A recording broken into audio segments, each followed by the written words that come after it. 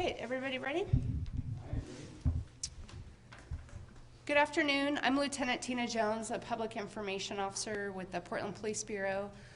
We had a number of inquiries today asking if anybody was available to answer some questions and talk about some of the recent shootings that we've had in the city of Portland.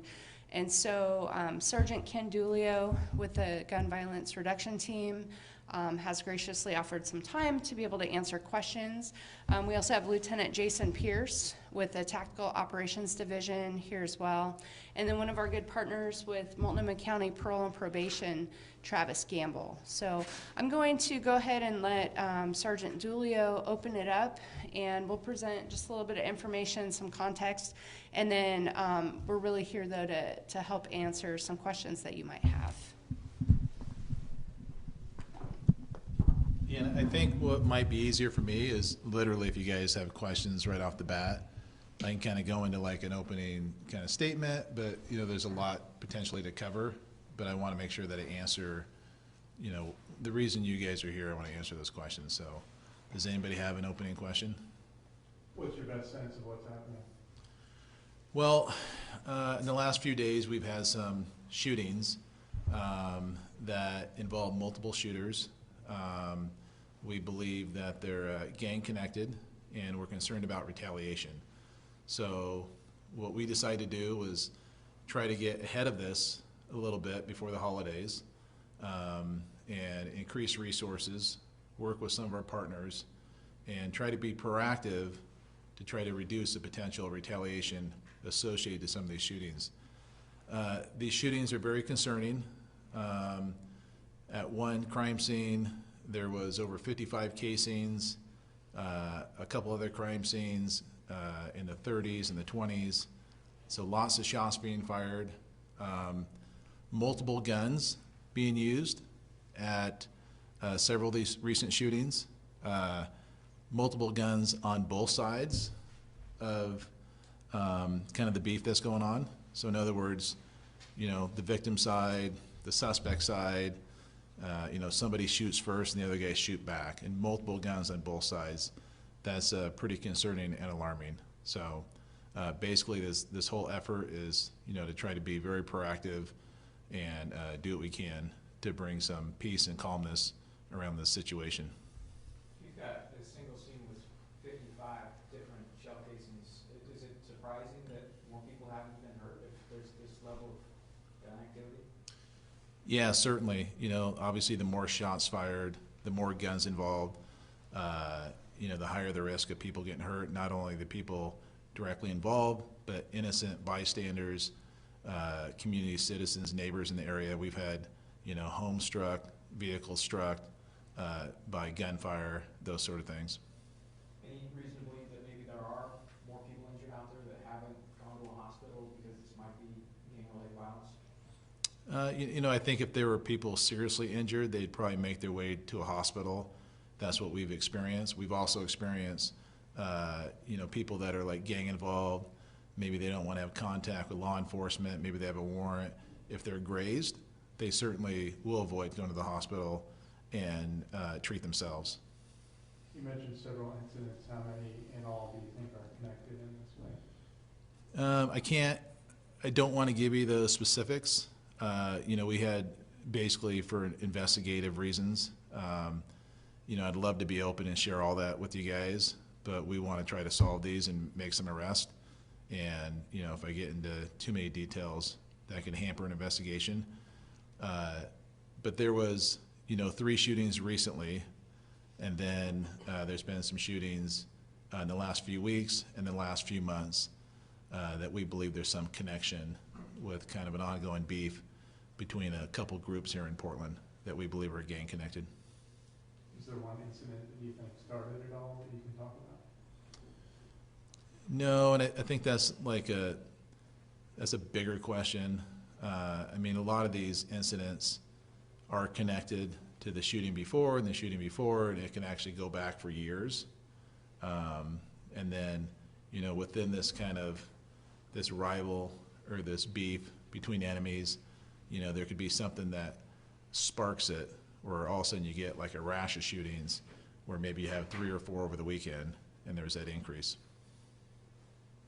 Has this been location specific, or can you tie it to any sort of area, general area where this seems to keep happening? Yeah, it has not been location specific. Has this level of violence, is this abnormal? Has this year been more violent than previous years, say? Well, we went to a new model recently where we take all shootings. So the gun violence reduction team used to be the gang enforcement team, and now we've grown and expanded to take all shootings. And so, one section might be gang shootings. The other section is everything that's not gang shootings, right? It could be a beef between neighbors. It could be, a robbery where there's a shooting, a domestic violence incident, anything that's not gang related. The police bureau takes those. So the point of me bringing that up is we've only been doing this a year, so it's really hard to go back and give you a comparison, whether it's if there's more shootings now, if it's more dangerous, those sort of things. It's hard to say.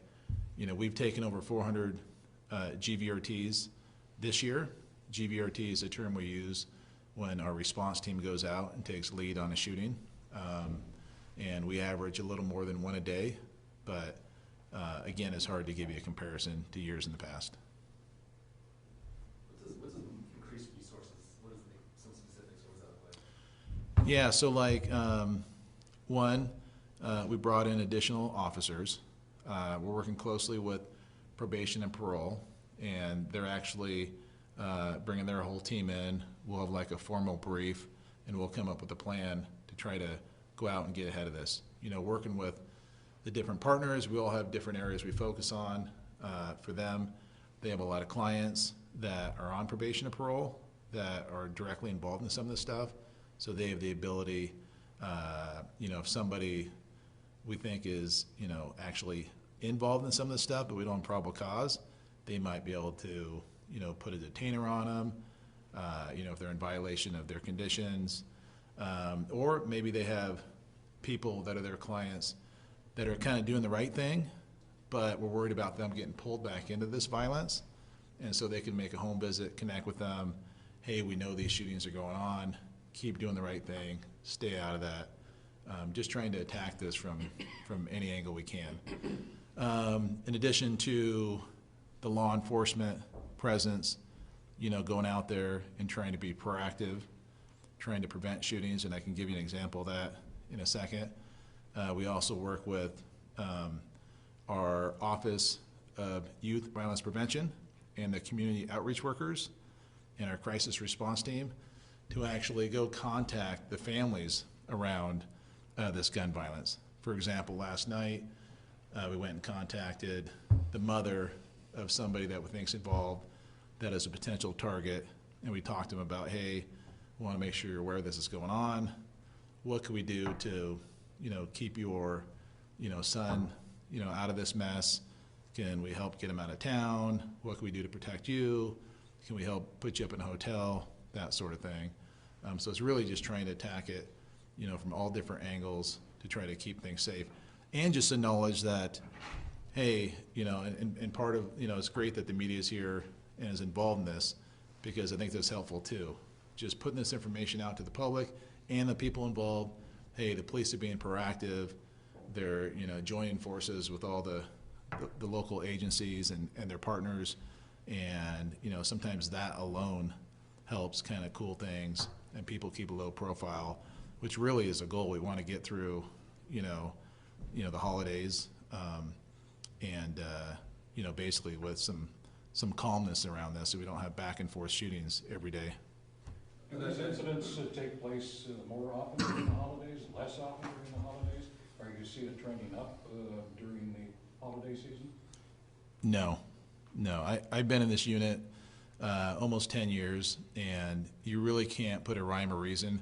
In fact, a lot of people will say in the summertime there's an increase, this and that, and we've had stretches of 30 days of rain and tons of shootings. It's just going back to what I kind of talked about. It's kind of a string of things all connected, but sometimes it's not as busy as other times, and something can spark that off, right? Maybe it's somebody on social media is calling out, another gang member or talking about a deceased gang member, and that sparks one thing, sparks another, and then it kind of goes kind of at a high rate for a little bit until it either cools down by itself or law enforcement is able to interdict, make arrest, do some of the things we talked about to reduce some of this retaliation.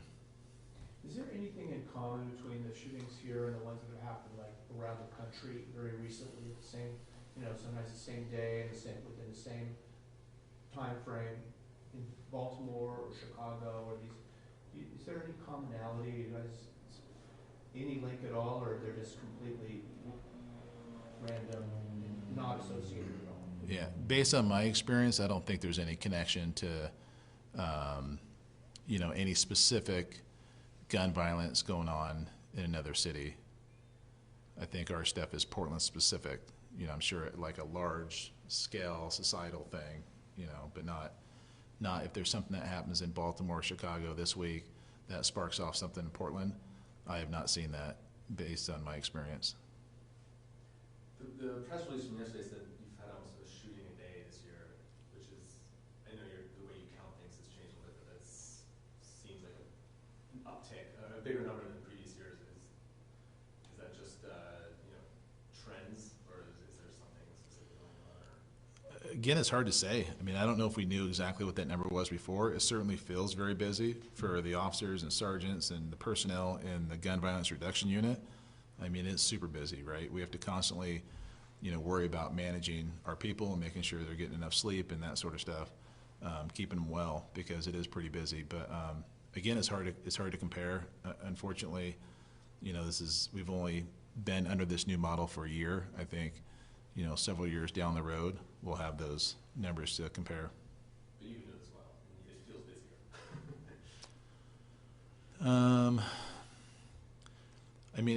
it feels busier. It feels busier because we take all shootings, right? Before, when I was, the sergeant of the gang enforcement team, we would only take gang shootings. And so, I can comment on that more than, all these shootings. I didn't, we weren't assigned lead on any of the non-gang shootings before. And so, it's a great question. I wish I could answer you. I don't know. Certainly there's enough to deal with. Lieutenant Jones, at the city level, they must have some sense of where this year falls compared to previous years in terms of. I think that's what we're getting to the point where we should start being able to collect that information, because we started, I think, in October of 2018, and so, by the time our data catches up, we should be able to start here in the coming months, being able to compare this year over last year. But anytime when we see, especially a series of shootings in a short time frame, that is, especially with the nexus, that's of concern. And we feel like it's important to inform the public, but also to solicit information. We are really in need of having the public provide tips, any information. It could be about a vehicle description, somebody who is seen running from the scene, if they have surveillance footage. All of those things help our investigators to be able to put the pieces together of this big puzzle so that we can try and stop further violence from happening and save lives. And I think what's important to note with the number, to me, you need 2 years to establish 2 different baselines to be able to accurately compare a full 12-month period to a 12-month period. And the over 400 doesn't necessarily mean that is 400 people being shot at. We review and we triage every shots fired incident in the city, and that could be someone firing a random shots fired into the air, up to and including a shooting. And we list those all together. They include suicides, they include homicides, they include every type of shooting. So we knew the number was going to be higher because we're categorizing everything as a reviewed shooting now. Why we do that is because we don't want to miss anything. There are times where you'll get a random shots fired incident, and we're able to link that to other events. And by GVRT triaging and reviewing all of these shootings, the hope is that we're not going to miss any. We're going to be able to put more together. And just to echo what Ken was saying with our partners in this, I do want to also mention, and they're not here today, I think it's holidays, everyone's out of town and busy. A huge component of what we do too isn't just law enforcement related, and the outreach side is huge in what we do. We couldn't be as effective at what we do on the law enforcement side, whether it's the parole probation, whether it's the proactive side, whether it's the investigative side, without our outreach partners over there. The work they do behind the scenes is huge. It makes our work, much easier, I guess is a good way to put it. And so, they do deserve some of the credit here as well. So would it be possible then, and I know we seem to be nitpicking, but it sounds like we're fitting into two different categories of gun events, and then when I hear gun violence, or an audience hears gun violence, I'm thinking violent crime. Mm-hmm. Can we categorize the two? Can we split that number up a little bit and talk about what we think is leading up to more violence, or the number behind that? Not sure I understand your question. If you are categorizing suicides and Mhm. shots fired into the air, Mm-hmm. I don't think of that necessarily as violent use of a weapon. Is there a distinction that you make between violently using a handgun or a different type of weapon? I think he's asking how you break down the stats and whether or not there's a way to do year over year with a little more research. We still don't have, like I was just explaining, we don't have enough data to start showing yet, with the new model. But I get what you're saying, that they're triaging all gun violence in the city, including, like Sergeant Dulio said, suicides and maybe somebody who's shooting a gun into the air. The vast majority of them, however, are shootings where someone's targeting another individual. I don't have the exact numbers on that, but is that what you're getting at? I'm just trying to discern if it's fair to call all of these events violent uses of a weapon, or is that the way that we want to talk about all these events? We do have the stats, like for this year, we could tell you how many were suicides. We could tell you, talking about shots in the air compared to attempt murders. I don't know if we have broken that down. We can tell you, though, how many we've assigned out to our detectives, right? And we assigned, like, attempt murders. We wouldn't assign a shots fired into the air incident. We do keep track of, like, self-inflicted gun injuries, stuff like that. Homicide will keep track of their numbers of homicides related to gun violence versus other methods. Does that answer? Or? Yeah. So it's fair to say that not all of these are violent crimes, that all 400 that we're tallying up. I would say, it depends on your definition of violence. Even somebody shooting a gun into the air still has, maybe it's not targeted or intention to harm somebody, maybe it's celebratory gunfire, if you will. It's more rare, or it could be intimidation, right? So depending on, it's going to be circumstance specific in that case, and that's still really dangerous behavior, and people can still get injured or killed, even if someone's shooting in the air. So, like, as far as the gun violence reduction team's concerned, whether or not it's considered violent, it's still dangerous behavior that they're going to triage and assess whether or not it needs follow-up for officers or their detectives. There's a number of how many people are shot every year in Portland. I don't have that. And a lot of these numbers that you may be looking for, we don't have that now. We can get it, but there's different metrics. It's whatever people care about, I guess. But even that, I've always thought that'd be a good metric, right? The number of people hit by bullets. But that could go up and down for different reasons, that sort of thing. So there's, our dispatch center can tell you what the number of shots fired calls the city dispatches every year compared to previous years, stuff like that. And I get where you're going with the question about just, is it just random shots that are fired? And that's the tough part to solve, and that's why we want to look at every single one of them, because you never know down the road what on the surface might have appeared, this is just we found some casings, we heard some shots, this was just random. You never know down the road how that's going to link to something else. And so if we don't look at those, if we don't investigate those to whatever degree, we might miss that opportunity. We don't want to miss any opportunities. I think what's important here is what we're doing is very specific. right? It's certain individuals involved in this back and forth violence, and that's what we're trying to prevent. The retaliation of these very specific groups and people involved in this. And so it's not worrying about a shots in the air call or, you know, something else that's not this.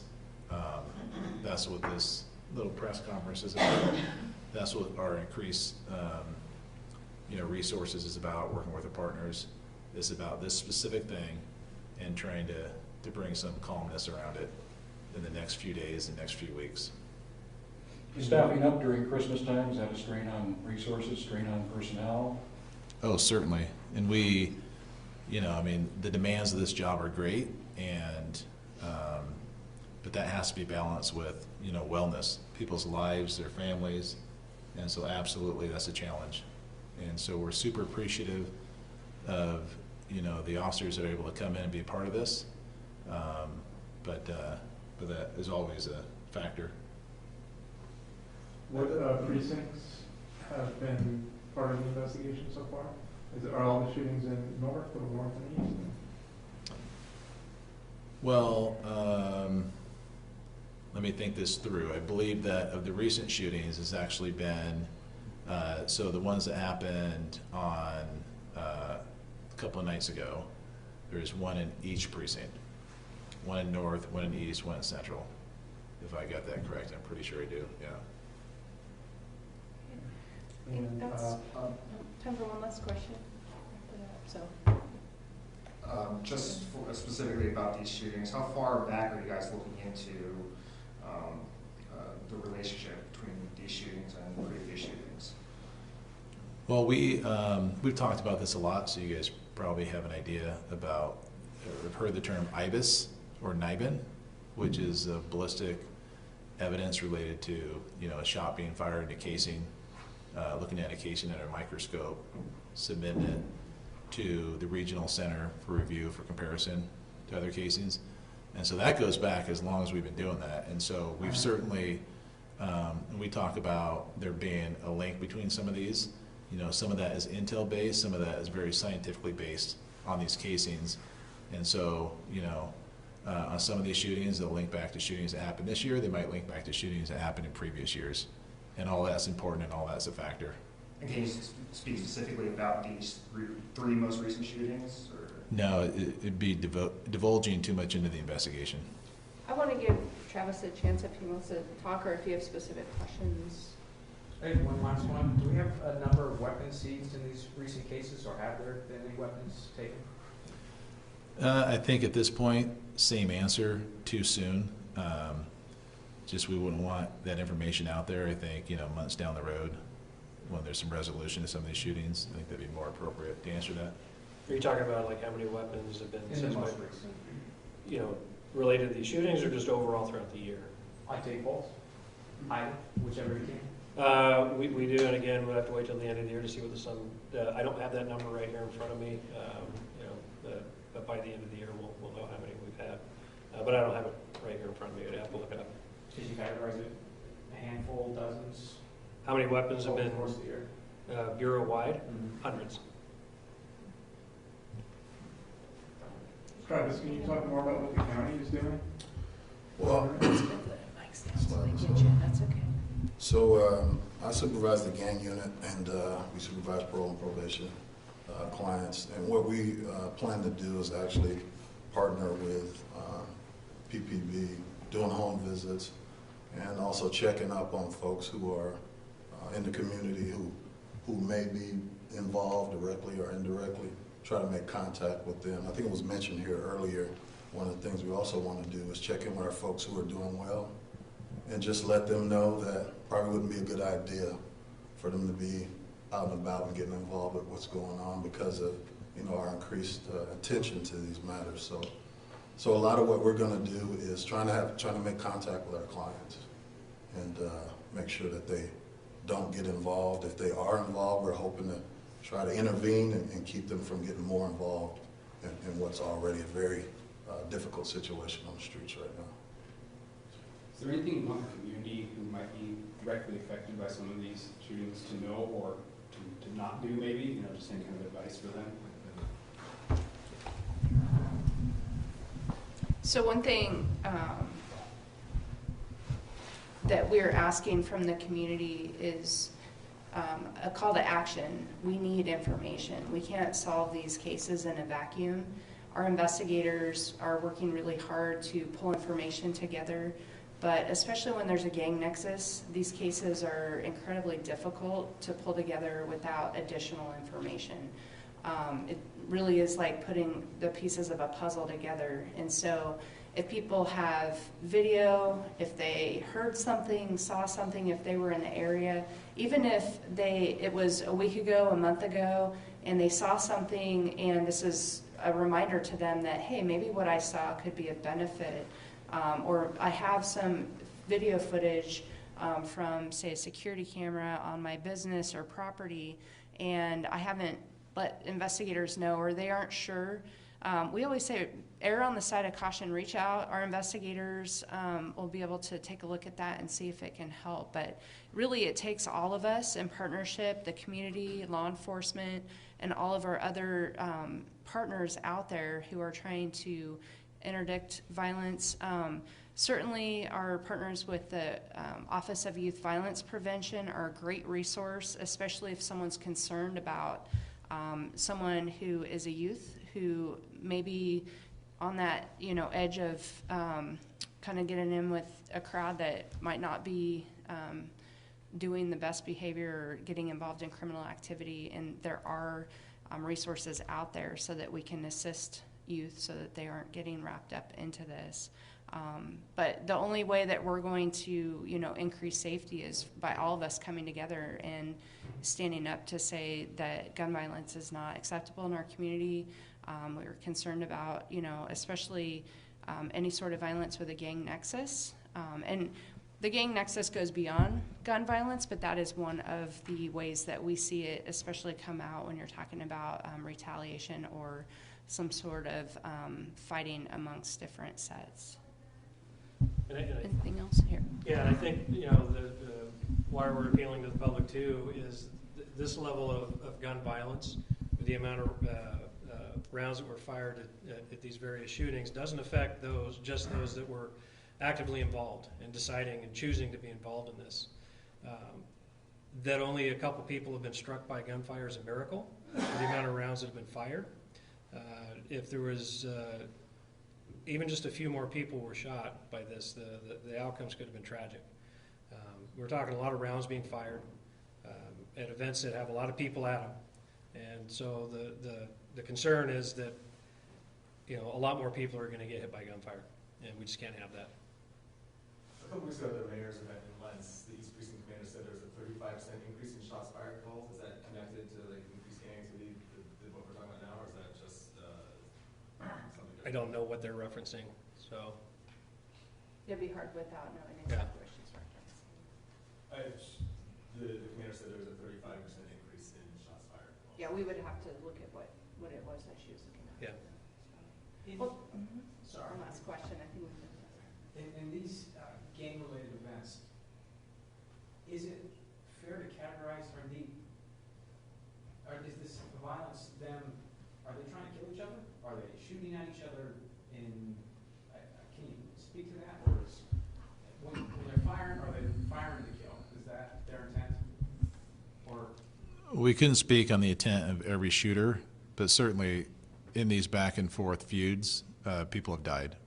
They've been shot and killed.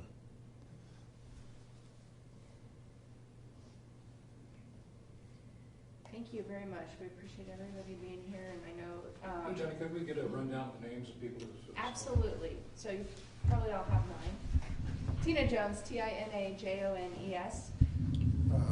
Travis Gamble.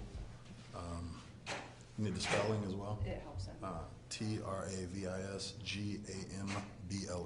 And you're ranked too, and you're with the sheriff, right? No, so I'm with Multnomah County Department of Community Justice, Parole and Probation, and I'm a supervisor, so I supervise the gang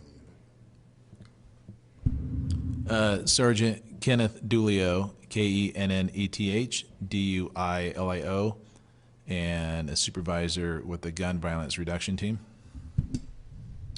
Lieutenant Jason Pierce, JASON PEARCE, and I'm a lieutenant with the Gun Violence Reduction Team. Thank you all very much.